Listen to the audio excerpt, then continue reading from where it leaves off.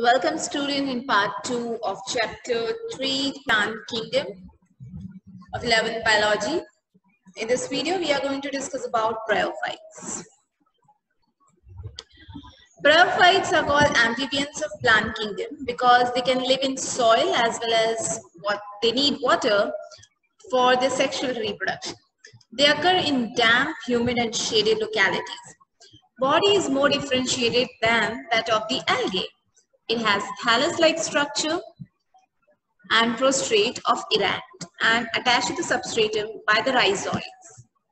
They lack true roots, stems or leaves, but they possess root-like structures, leaf-like structures and stem-like structure as you can see in the diagram. The main plant body is haploid and it produces gametes, hence it is gametophytic in nature. The sex organs in bryophytes are multicellular in nature. Male sex organs are antheridium that produces biflagellated anthrazoids and female sex organs are archegonium in flask shape and it produces single egg. Anthrazoids are released to water and meet the archegonium and anthrazoid fuses with the egg to form zygote. Zygotes do not undergo meiosis immediately. They produce a multicellular body which is known as sporophyte. Sporophyte is not free-living but attached to the photosynthetic gametophyte and derives nourishment from it. Some cells of sporophytes undergo meiosis to produce haploid spores. These spores germinate to form gametophyte. Importance of bryophytes. Some mosses provide food for herbaceous mammals, birds, etc. Species of sphagnum, that is a moss, provides peat. It is used as a fuel. It has a water holding capacity, so that used as packing material for transshipment of living materials. Bryophytes are ecologically important because of their role in plant succession on bare rocks and soil. Mosses along with lichens decompose rocks, making the substrate suitable for growth of higher plants. Since mosses form dense mats on the soil, they can prevent even the soil erosion. There are two types of bryophytes, liverworts and mosses. Liverworts, as you can see, their structure is somewhat like this flower shape, liverwort. That's why they are known as liverworts. They grow usually in moist, shady habitats such as banks of stream, marshy ground, damp soil, bark of a tree, and deep in the woods. Their plant body is thalloid. Example is Marchantia. Thallus is dorsiventral and closely appressed to the substrate. The leafy membranes have tiny leaf-like appendages in two rows on the stem-like structures. The type of reproduction is asexual reproduction by fragmentation of thallus or by the formation of gamete, the gamma cup. Here you can see the gamma cup labeled here. Gamma are green, multicellular, asexual birds that develop in small receptor on the thallus. The gamma are detached form from the parent body and germinate to form individual. So gamma are the green multicellular asexual cups. They can detach once they are mature and then they germinate to form new organisms. By sexual reproduction, male and female sex organs are produced on the same or the different thallus. Sporophyte is differentiated into foot, seta and capsule. After meiosis, spores are produced within the capsule. These spores germinate to form free-living gametophytes. Now in mosses, that was about the liverwort. In mosses, the predominant stage of life of the cycle is the gametophytic phase. It consists of first two stages. First stage is protonema stage. Second stage is leafy stage. Protonema stage, it develops directly. Here you can see this diagram. directly from the spores. It is creeping, green branch and frequently filamentous structure. Leafy stage, it develops from the secondary protonema as a lateral bud. They consist of upright slender axis bearing spiral arranged leaves. They are attached to the soil through multicellular and branch rhizoids. This stage bears the sex organ. Here you can see a protonema which has this structure, the slender sporophytic structure in it. So mosses shows the two structures. Protonema, which is thallus-like structure, right, which is creeping, green branch, but leafy stage is also present in it.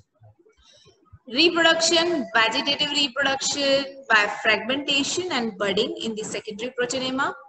Sexual reproduction, the antheridia and the archegonia, same as the male and the female sex organs, are produced at the apex of leafy shoots, and that forms the capsule here. After fertilization, zygote develops to a sporophyte having a foot, seta, foot. This one is the setae, and then it will have a capsule in it. The sporophyte in mosses is more elaborated than in liverworts. The capsule contains spores. Spores are formed from meiosis. Mosses have an elaborate mechanism of spores dispersal. So you can see inside the capsule there are the spores. Here are a few of the examples of mosses: Funaria, Sphagnum, and Polytrichum. Here, as we have discussed, that they have rhizoids, then setae, and capsule. Capsule contain the spores, which will be liberated out, which is dispersed out, and will develop into protonema. So that was it about this video. Thanks for watching. Pteridophytes include horsetails and ferns. They are found in cool, damp, shady places. Some flourish well in sandy soil conditions. Evolutionary, they are the first terrestrial plants to possess vascular tissue, that is xylem and phloem. In bryophytes, the dominant phase is gametophyte. In pteridophyte, dominant phase is sporophyte. It is differentiated into true root, stems, and leaves. These organs have well differentiated vascular tissues. The leaves in Pteridophyta are small, which are known as microphyls, as in Selaginella, or large, which are known as macrophyls, as in case of ferns. The economic importance of Pteridophyta is they are used as a medicinal purposes. Examples are given: rattlesnake fern, ostrich fern, bracken fern, and then they are also used as ornamental ferns. Example: asparagus fern and actinophytes. And the third economic importance is they are used as a soil binder. Let's learn about the reproduction in Pteridophyta. Sporophytes bear sporangia that are subtended by leaf-like appendages, and that is called sporophyll. Here you can see sporophyll, right? Inside the sporophyll, sporangia is there, and sporangia contains sporangium, which is gamete. In some cases, sporophyll, that is a leaf that contains spores, form distinct compact structure, which is known as strobili, a cone-like structure. Cone, example is in Selaginella. It is Selaginella. Sporangia produces spores by meiosis in spore mother cells. The spores germinates to give inconspicuous, that is hidden, small, multicellular, free-living, mostly photosynthetic thalloid, and that thalloid is known as prothallus, which doesn't look like plants, that is Pteridophyta. Right? So that is, it's known as inconspicuous, small, multicellular, free-living, mostly photosynthetic thalloid gametes. gametophyte, and that is known as prothallus. Prothallus requires cool, damp, shady places to grow. Also, it needs water for fertilization.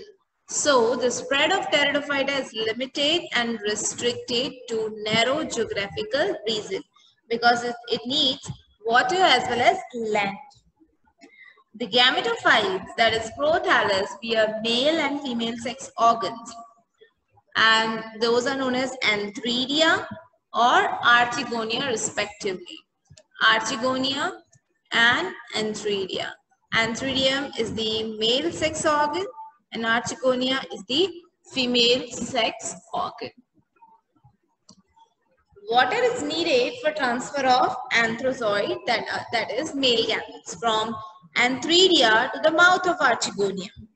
Anthrozoid fuses with the egg in archegonium to form zygote. Zygote develops to multicellular, well-differentiated sporophytes. Let's see it here. Spores, they'll germinate and give rise to prothallus. Prothallus has antheridium and archegonium that releases sperms in the eggs. Sperms in the eggs fuses. Zygote will develop into a plant. So this is how from gametophytic sporophytic generation or the sporophytic stage develops in Pteridophyta. Most of the pteridophytes produce similar kinds of spores, that is homosporous plants. That's why they are known as homosporous plants. Other produces two kinds of spores, macro and micro. Macro, that is mega, which is female, and micro, which is male spore. They are heterosporous. That means both the spores are different. Here you can see in the diagram, micro and macrospores both are different in structures. Example is Shilajinella and Salvinia. The megaspores and the microspores germinate and give rise to female and male gametophyte respectively. The female gametophyte are retained on the parent sporophytes for variable periods. Within female gametophyte, zygotes develop into the young embryo. This event is precursor to the seed habit. It is considered as an important step in evolution. So as you can see, a homosporous where we can find both the spores are of similar, whereas mega and microspore is present in Shilajinella, where female and male spores are different in structure, right? Female gametophyte, the zygote formation takes place inside the female gametophyte only. It will remain as it is. Zygote will develop into a young embryo, and this stage is the precursor of seed habit, and this shows it considered as an evolution important step for evolution of the angiospermic and gymnospermic plants. Here is the life cycle of entire Pteridophyta: meiosis, mitosis, sporulation, sporogenesis formation. Sori is strobilus, which contain many soras, that is sporangia. Right? This gives rise to prothallus. Prothallus developed which is gametophytic in nature, which will give rise to male archegonia and antheridia. Zygote formation takes place. Zygote will develop into another fun plant, which is sporophytic in nature.